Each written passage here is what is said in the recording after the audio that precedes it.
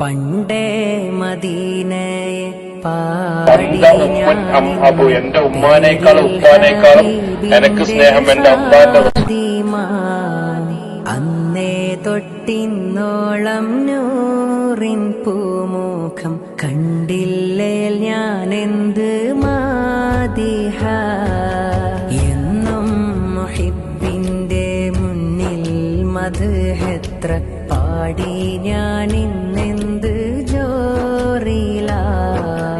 ഒന്നും നേതാവിന്റെ ചാരെ വന്നില്ലേ നാളെ എന്താകും ബേജാറില. പണ്ടേ മദീനയെ